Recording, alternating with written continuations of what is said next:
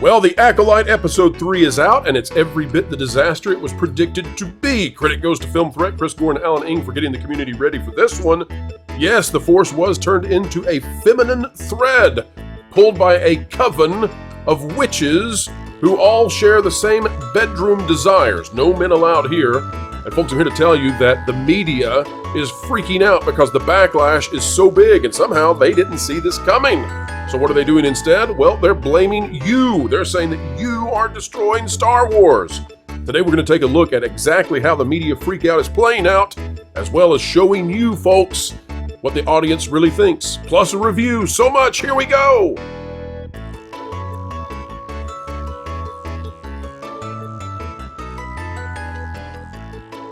Hello ladies and gentlemen, welcome back to the Pro Channel, where we endeavor to explain entertainment, keep you ahead of the culture curve.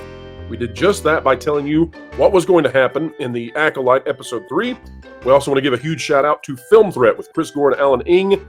They prepared the community well for what is coming down. Folks, as we dive into this video today, consider clicking the like button. All right, we start off with a tweet from Grace Randolph.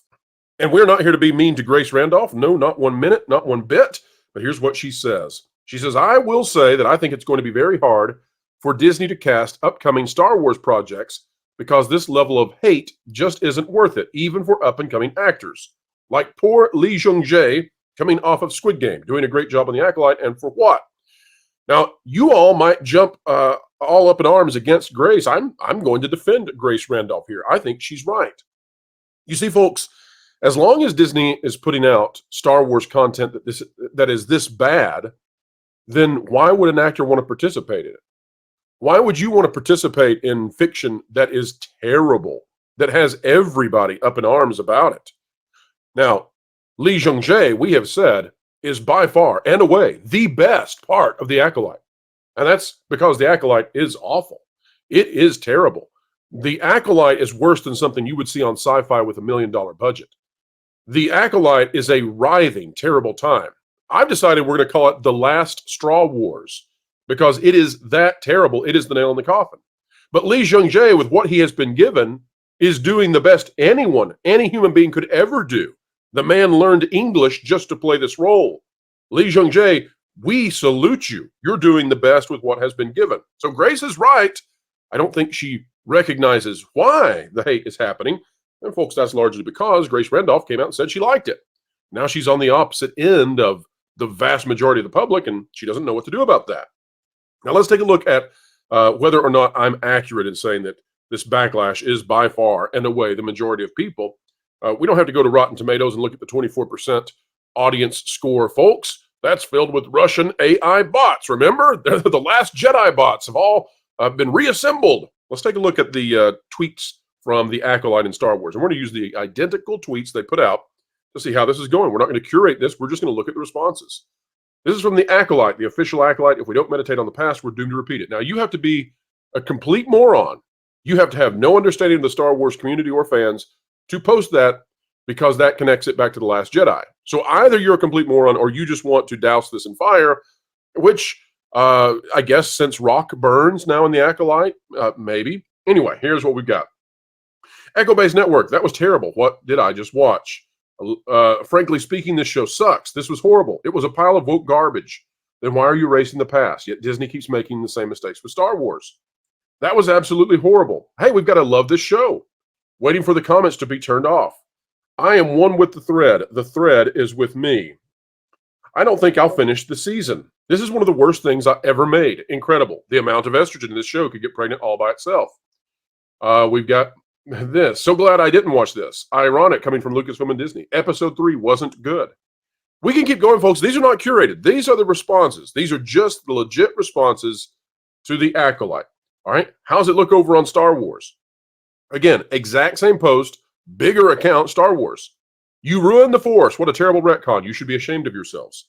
Ironically, Disney's inability to meditate on the past is exactly why they can't make good Star Wars content. Rip Star Wars. Wonder how many times Disney will keep repeating the same mistakes. It's as if millions of fans cried out in disappointment and were suddenly silenced. Happy last straw day. Well played. Hey, look at that.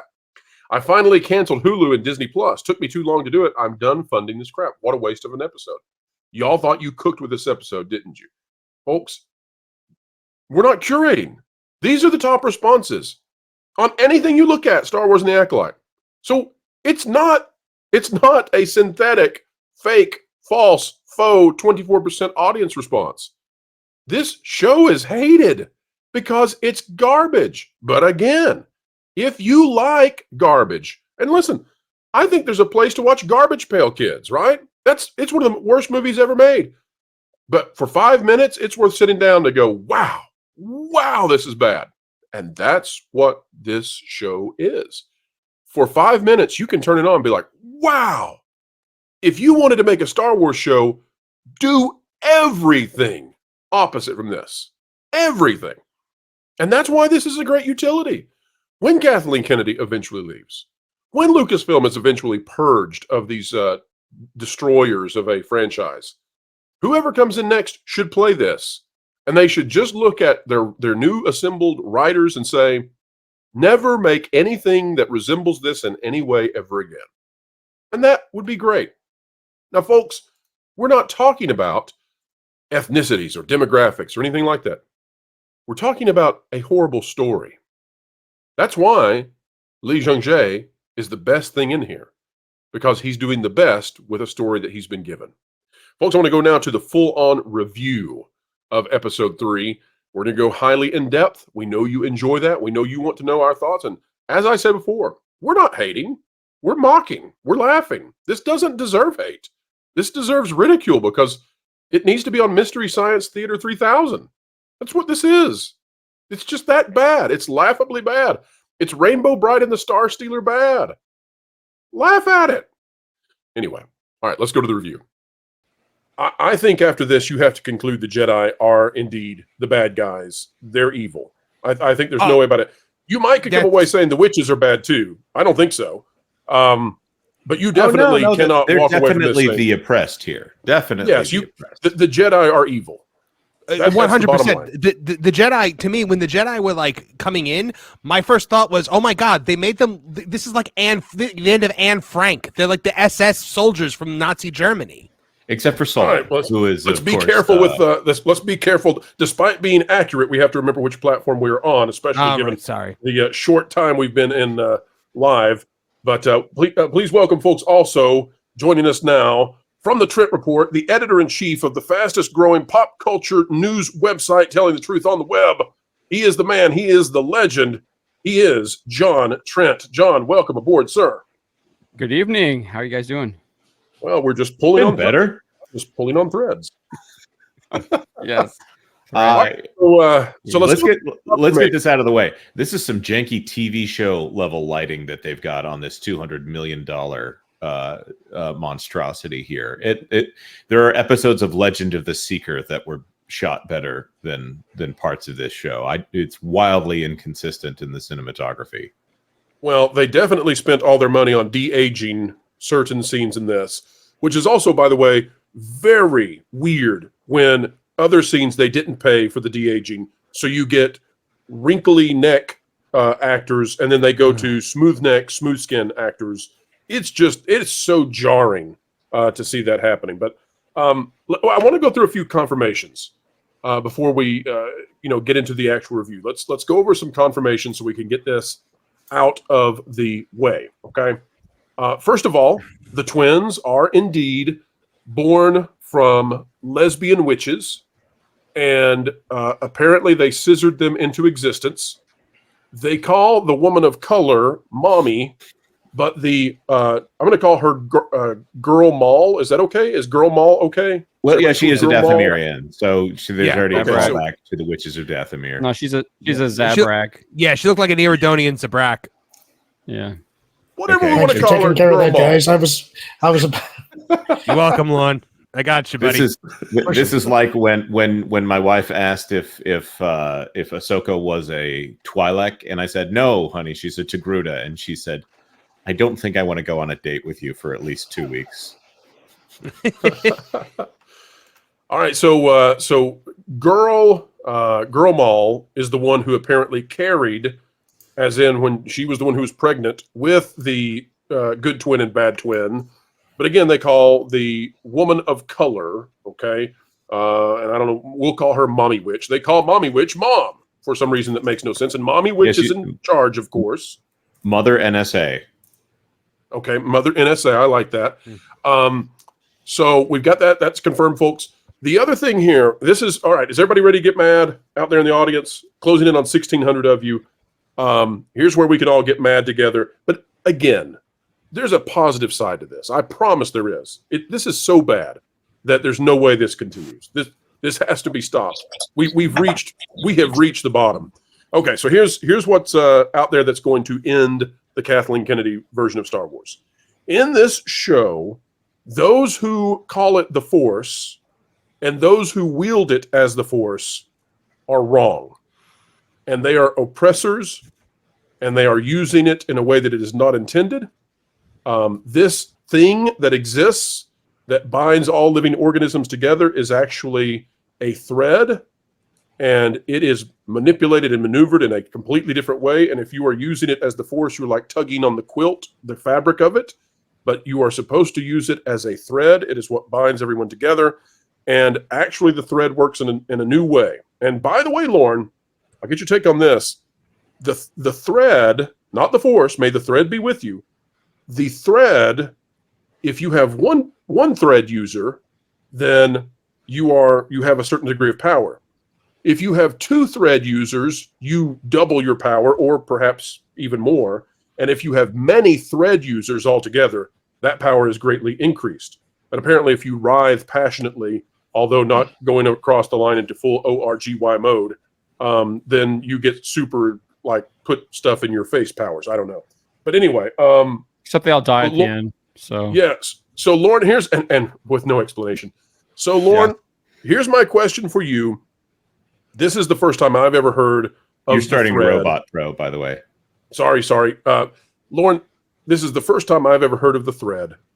This is the first time I've ever heard of many users making the thread more powerful.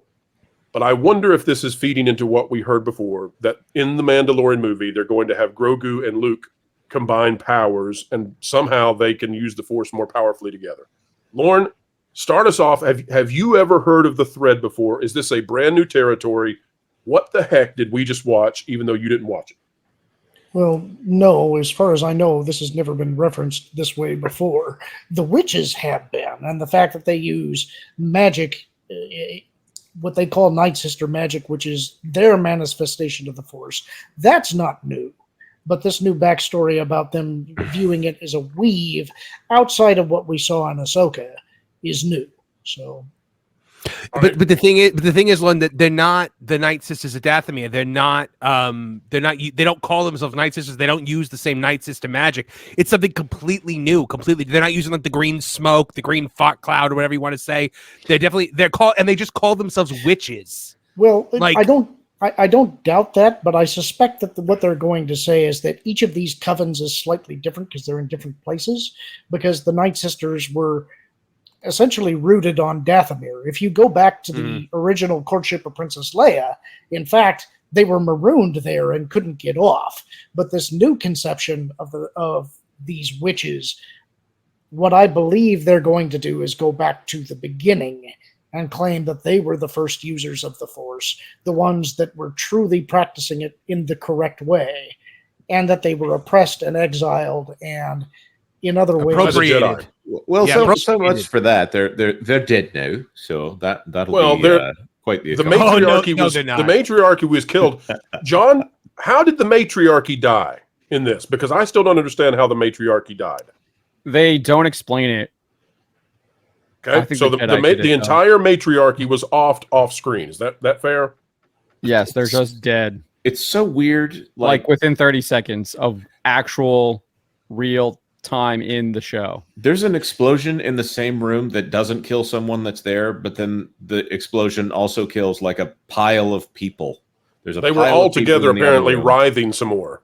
Except for Mother NSA, and she's off on her own. And they confirm this, by the way. But then and the daughter sees it. But then they go to another scene No, well, she looks. We don't see her body. She Like, we don't literally see her says, face. "No, it's mom" or whatever. No, they show her. Yeah, They do. They show. By the way, They Jodie pass a bunch of Turner-Smith- them dead, and then they go into the courtyard, and she's there, and she says, "Mom," and then Yeah, she says "mama," Oh, but we carries only away. see like her from the back. We only see like there's something on the ground. They don't actually show you her dead. And then when she wakes up in the next scene, she's like, "What happened?" So it's literally you have seen this happen on screen, and then they do another scene. It's super clumsy writing, in my opinion, where he has to explain what happened all over again. I get it that there can be someone who doesn't understand what happens, and in trauma they forget. But this is supposed to be a television show. You shouldn't have two scenes back to back where the same thing has to be explained twice. So Jonas explained what he says happened off screen to the Matriarchy, the oppressed Matriarchy that the Jedi did wrongly. What the Jedi did wrong? I don't think that did he say that the Jedi? I missed this. Jedi part. clearly Okay. butchered them. We get that from the last episode where the guy like commits Right. seppuku. Self deletion. Yeah. But it's That's not what's the implied Jedi. here. Here's the funny thing, though. The Jedi didn't do anything. It's the other sister that decided that she's going to blow the whole place up. She literally just says, like, just out of the blue, I am going to hurt you to the. I don't know how far kill you. She just says, "I Jonas, will kill you." Right. So kill that's you. what Soul is telling Osha. He's lying to her because they actually killed all of these witches. That's what happened. All right, folks. Let's bring on someone who can perhaps help us parse out what the heck you just watched. I totally missed that, and I thought I was paying attention pretty good. They're saying that the Jedi killed all of the witches. No, it's heavily. They said it I mean, earlier. I think you can connect. You can connect the threads. But there was All right, folks. the Jedi folks, we're clearly did it because the guy kills him. He self deletes in the. All right, we're gonna discuss this in just a moment because I think it is heavily implied that the Jedi are the ones who blew up the stuff on top, which wiped out the Matriarchy in one giant writhing ORGY, except for Mommy Witch, who was off to the side.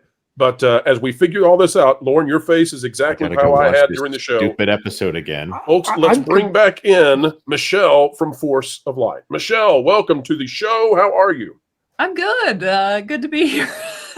Michelle, give us your initial thoughts having just watched whatever this was.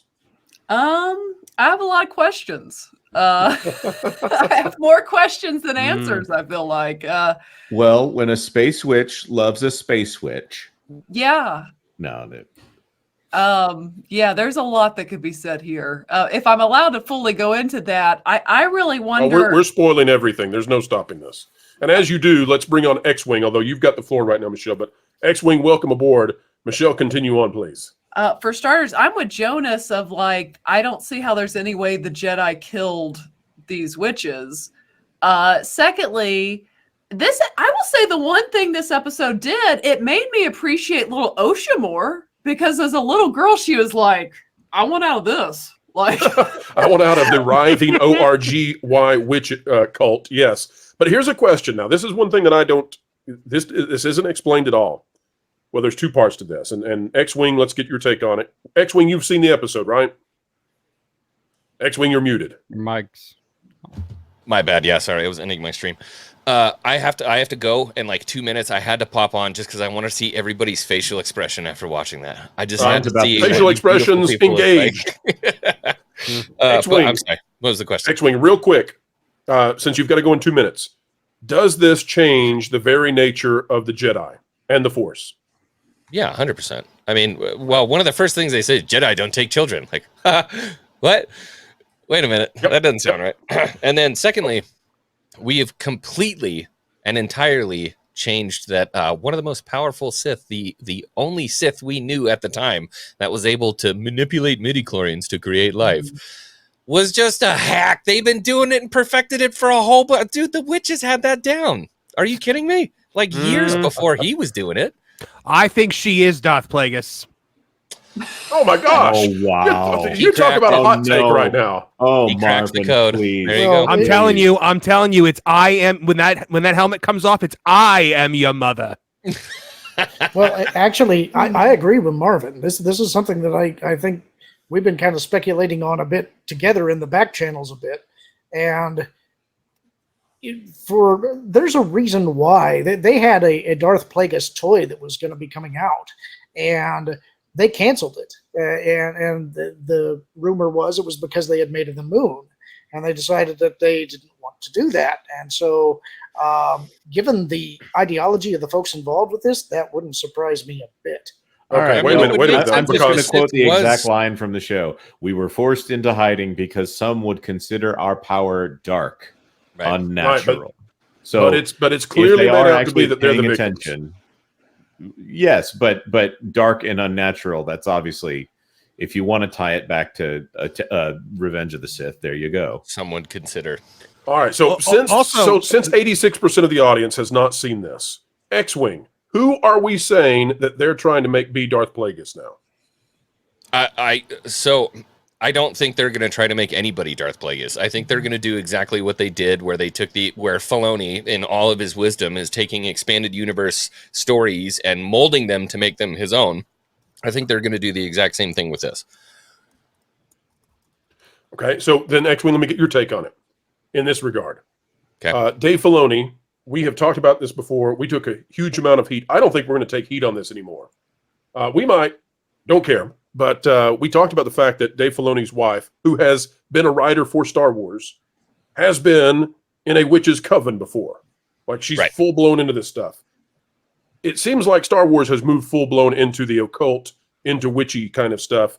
And the witches here are far more fleshed out than the Jedi. X-Wing, is this the way for Star Wars to go for a direction, or is this the end of Star Wars by focusing on a coven of lesbian witches scissoring twins into existence? So you can go all the way back to 2018 and find out exactly where this was going. If you listen to Dave Filoni talk at the, it was some kind of a women's presentation. I don't remember what it was. It was 2018. And he said the first rule of storytelling is to listen to other people and take it in and mold your story as such, which is not true. The first rule of storytelling is know your audience, which they have failed at completely. And so what I think is going on is actually Leslie Headland. I don't blame Leslie Headland for what she did. She came into Lucasfilm and they said, tell a Leslie Headland story. And she goes, okay. She's doing what she was told. Let me ask the panel then. Everybody on here. And Michelle, let's start with you. Is there any part of this later, X-Wing? Have a wonderful night. Is there any part of this show that says to you that this was not written by the former personal assistant to Harvey Weinstein, or does this add up perfectly to someone such as Leslie Headland being the writer? Is there any glimmer of goodness in the show? No, 100% she wrote it, because like I even wrote down, like, the witches are all allegory. Like, this is all allegory for how Leslie Headland feels the patriarchy oppresses women. It's even going back to kind of the Salem witch trials, I think, is what she's kind of was in her mind, like that type thing of they're keeping women down, and I mean, obviously weird things did happen back at that time, but it's all allegory for Leslie Headland and her worldview. That was just abundantly clear watching this. All right, so let's go through a recap of the episode then, because the vast majority of our audience, they're choosing not to hate watch this. We're having to watch it and then explain it to them. And I just want to say, does anyone disagree that the holiday special is better than this? It's more entertaining. I don't know that I could even go that far. Yeah, give me Lumpy over this any day. All right, so here's how the episode goes, folks, and we are full-blown spoilers. So Good Twin and Bad Twin are having a grand old time playing in the hills of Idaho, when all of a sudden a Jedi shows up, an evil man shows up, and he brings a sausage party of Force wielders with him. But luckily, the Good Twin and Bad Twin, they're being protected by Lesbian Witch Mountain, where a pale female... Bad Twin wants to kill the butterfly. Oh, yeah. Bad Twin wants to kill a butterfly, which is what we in the business folks call foreshadowing. Very subtle, very subtle.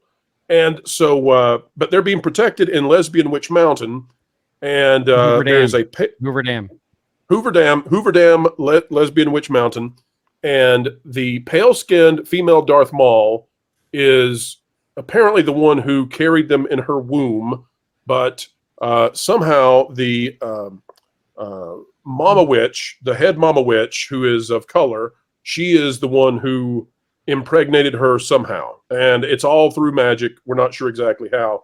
And everything is going pretty well. They have an ascension ceremony where they writhe like they are having a sexual experience all together. They writhe in some sort of ritualistic, hedonistic kind of manner for an ascension ceremony where Bad Twin is given magical powers, but Good Twin is not for plot reasons. And by there's the, no by reason. the way, at this point, there is literal singing in the soundtrack. Power of one, power of two, power of many. Yes. There's like a chorus in the background. I thought that It's was straight very up. It's straight occult. Uh-huh. Yeah. And they marked her with a brand on her head. Yes, this is straight occult stuff. So if only, then, if only they had listened to Charmed, the power of 3 could have actually set them free. And I just want to go back to the first episode. That's when Trinity actually recognized her with the tattoo.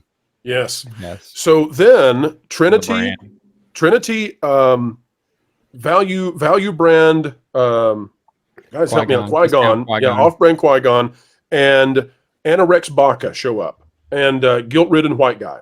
They all show up and they ruin everything because they interrupt the religious ceremony, and Good Twin is not allowed to have magic ORGY dust blown in her face. And as a result, she doesn't get powers.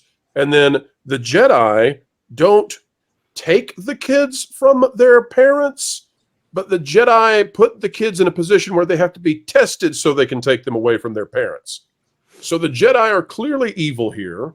But for some unknown and really obscure reason, Good Twin doesn't want to be in the only place she's ever been in her life. She's never experienced anything else. She's never been exposed to anything else. And she's been taught that the Jedi are evil, but she wants to be a Jedi, gosh darn it, which makes absolutely I don't even no think sense. she and there's knows who no the explanation. Jedi are at all. Like So to me, it so was then like why does she want to? she has- Because what was, like, she wants perplexing. adventure in the Great White somewhere. yeah. Yes. I want to First, pull at this thread. We're kind of breezing by some important things that I want. All right, to point please, out Jones, here. please. These child actors are horrible, and I don't. We I said don't- not to go after the kids. It was rule I- number one, Jonas. Go ahead. Okay. I mean, the acting is so flat from these two girls, and I get it. This is I don't know. Maybe they did some community theater before this. I get it. It's very hard to take kids to auditions in Hollywood and whatever. But wow, the acting was flat on those kids. It was. I mean, when one of them delivers the line, "I'll kill you," I take it more seriously from my own kids. It's like there's no emotion whatsoever from these actresses that are supposed, and I'm assuming they're actresses. I mean, those horrible haircuts and wigs hide a lot. It's just Jonas, so uninspired and not connecting. You long for the moments when the adults show up so that they can. I'm trying to find something outside of Star Wars that I could compare this to as far as horrible performances from a child. Honestly, Jonas, it made me long for the days of, "Are you an angel?" from episode 1. No, Because it vindication for Jake Lloyd, by the way, because he's no longer the worst kid in Star Wars. And he is head and shoulders above these two girls on this. And if they hadn't put so much on these two young actresses for the entire episode, that's what you put on. That's what you put on the director. When the child performance is not as good, you give them less things to say in the episode. Someone named Koganada was the director. Right, and he's directed, things that aren't that bad. Maybe there's a language barrier thing. I don't think there is, but it really, you do not put that much on a child actor when they aren't that good. Also, by the way, apparently they don't have ice cream in Star Wars, but they do have spice cream. Space No, it's cream. space cream. It's worse than Space spice cream. cream. That is Wait, the it's space cream? stupidest. It No, is they the changed it to be stupidest. spice cream. They changed No, it. it's- No, they changed it midway through. It's spice cream in the beginning, and then at the end, it's space cream.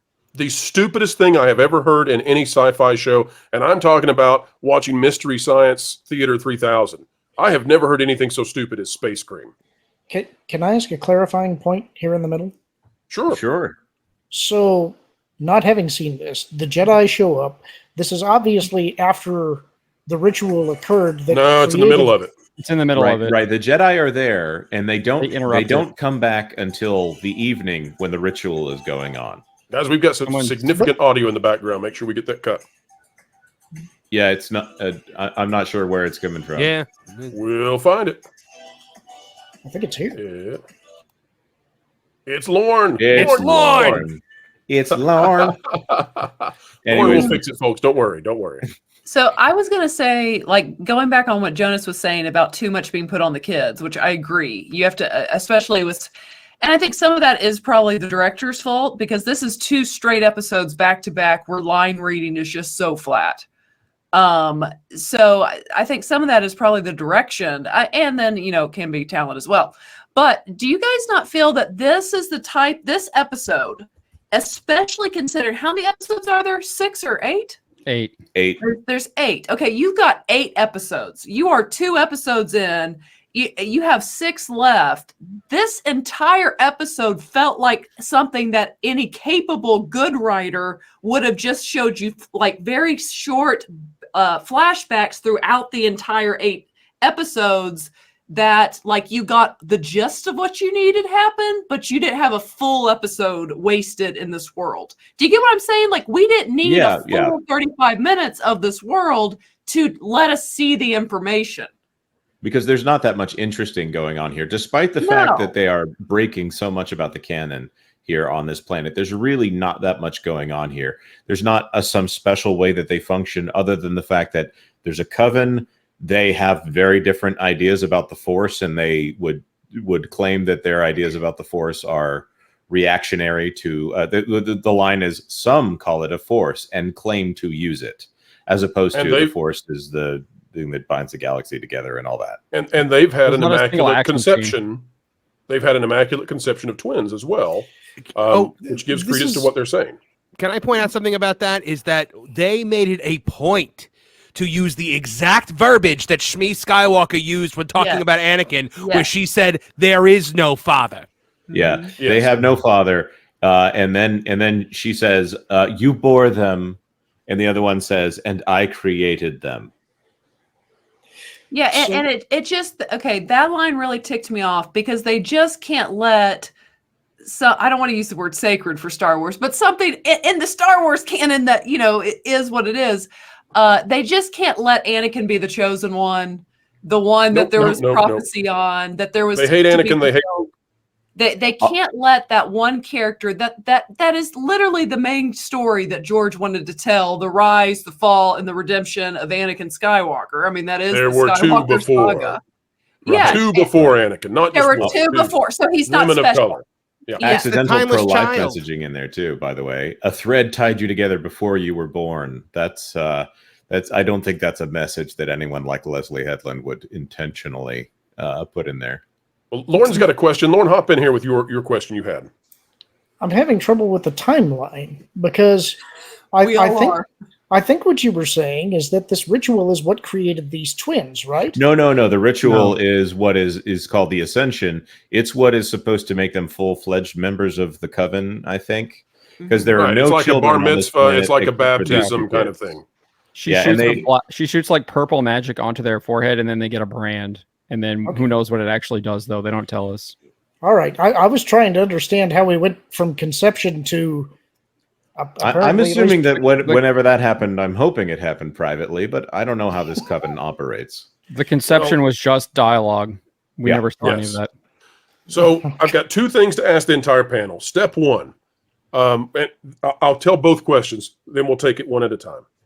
My first question is going to be about the witches' ORGY ritual, where they're writhing, they're physically, can I say aroused? Okay, I won't. Folks, you get the idea, but they're doing that as part of this religious thing they're doing for the little girls. Okay.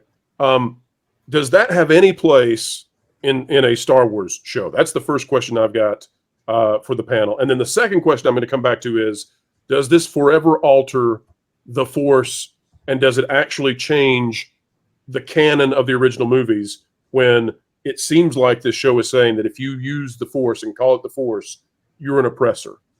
So we'll start with question 1 about what were your thoughts on the writhing ceremony. John, I'm going to hand it to you first of all. What did you make of witchcraft writhing sexual ritual with little girls? Yeah, so I thought it was obviously them trying to normalize like demonic satanic rituals. I think what Michelle said earlier, it's all allegory, and I think that's definitely what they were trying to do with that. As far as your second question, I was actually hoping the Jedi would show up and then butcher them there.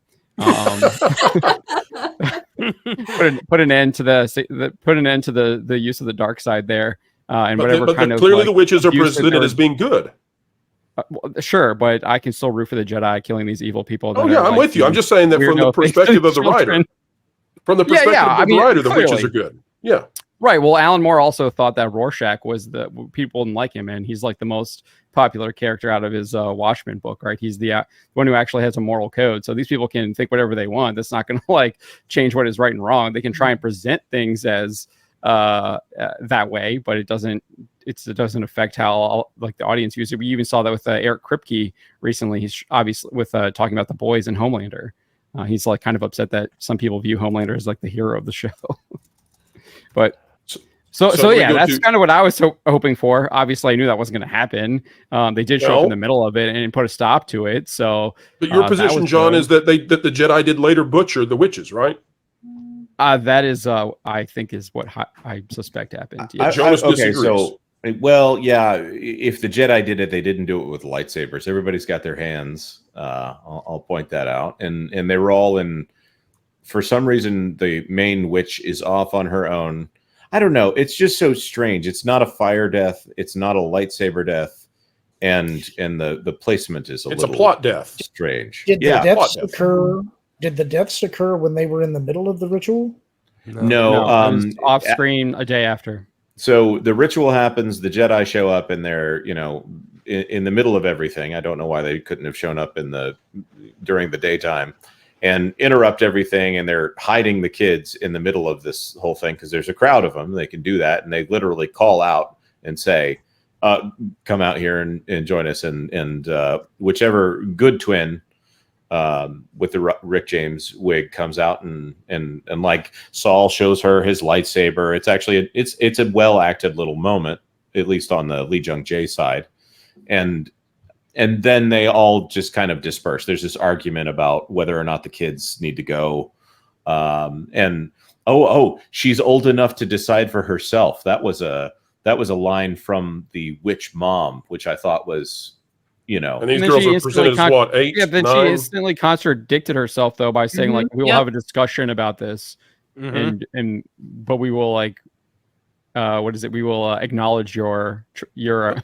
Take your opinion into consideration. The witches are overall good because they'll give the kids a choice. Hopefully, they don't do that on brushing teeth, but they'll give the kids a choice. Whereas the Jedi are there to test you and take you away with a blood sample. Right? That's the message.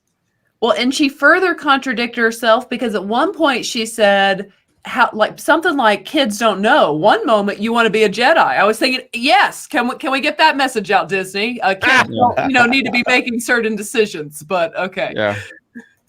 All right, so Michelle, it's your turn now. Tell us, do you think that this retcons the original movies now and recanonizes them? I mean, yeah, I would say they're trying to, but like for me, no, because this is like bad.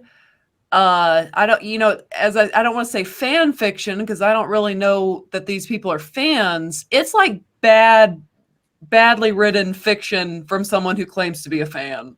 But yet this is canon. This is canon now. Yeah, I mean, yeah, but in our hearts, is it canon? In our hearts. No, I don't think that matters. I mean, they're gonna if they get any semblance of ratings, then this is where we're going. We're gonna keep going with this. We're gonna get more witches. It's gonna be witch. It's gonna be pulling the thread instead of the force.